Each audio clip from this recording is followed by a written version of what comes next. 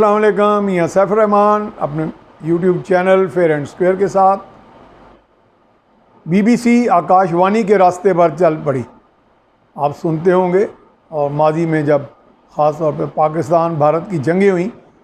تو ترانے بھی بنے، جھوٹ بولنی ہے جھوٹی ہے آکاش وانی ہے، یعنی آکاش وانی جو بھارت کا جو ریاست کا ایک ریڈیو تھا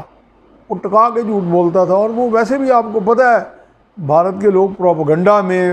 ماشاءاللہ ان کا کوئی ثانی نہیں ہے دنیا میں۔ یہ اب بھی آپ کے سامنے ای یو ڈسو انفارمیشن لیب اور کیا کیا نہیں نکلا، انڈین کرونیکلز، جس میں جھوٹ کو سچ کے طور پہ ایسا پیش کیا گیا کہ جیسے واقعی وہ سچ ہو۔ اور پاکستان نے اور پاکستانیوں نے اس بنیاد پر بہت سفر کیا، اور اب بی بی سی بھی اس ڈگر پر چل پڑی تھی۔ شکر الحمدللہ کہ زیادہ نہیں انہوں نے یہ ڈگر اپنائی ایک آدھ کیس میں، لیکن ایک آدھ کیس بھی بڑا معنی خیز ہے، جیسے کہ پاکستان کے الیکشن جو ہوئے ہیں سابقہ جنرل الیکشن عام انتخابات 2018 کے، جس میں بڑا تنازع پڑا، بڑا جھگڑا پڑا کہ جی وہ اس میں سلیکٹڈ آئے عمران خان اور جھرلو پھیرا گیا، آر ٹی ایس سسٹم بیٹھ گیا، درون خانہ بہت کچھ کر دیا گیا، وہ الیکشن ٹیکنیکس بروئے کار لائی گئیں، وہ تمام مشینری استعمال ہوئی جو ماضی میں بھی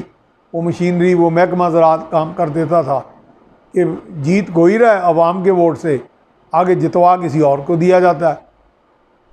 تو 2018 کے الیکشن جو تھے عام انتخابات، اس کے بارے میں باہر کے بڑے بڑے مبصر آئے، غیر جانبدار تھے یا جانبدار تھے، کم سے کم یورپین یونین کے جو مبصر مشن تھا اس کے بارے میں سمجھا جا رہا تھا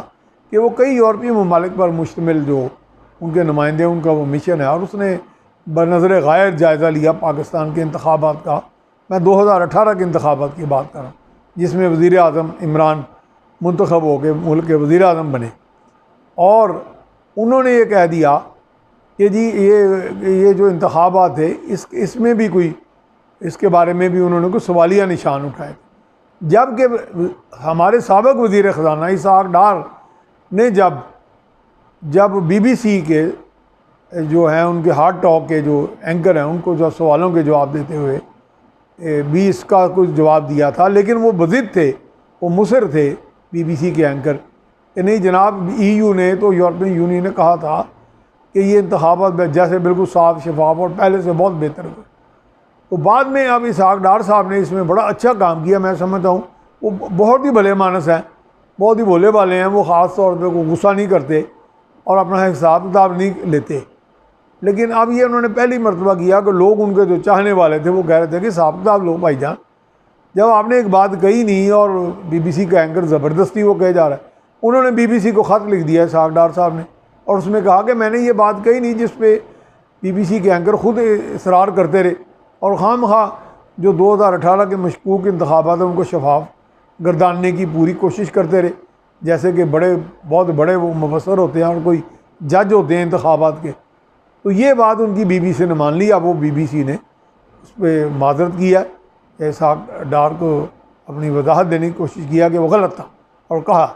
اگر معذرت کا لفظ نہیں بھی بولا گیا تو کم سے کم انہوں نے اس بات کا اقرار کر لیا۔ یہ بہت بڑی بات ہے، یہ اسحاق ڈار کی سرخروئی ہے، ان کی جیت ہے۔ اور بی بی سی آکاش وانی کی جو ہے نا، ان کی بھی اب یہ میں سمجھنا چاہیے کہ آکاش وانی تو وہ بن گئی تھی